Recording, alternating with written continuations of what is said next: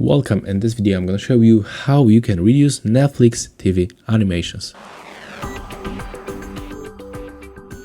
So to do this we have to open the netlix.com website in our browser and then click on the right upper corner and go for account.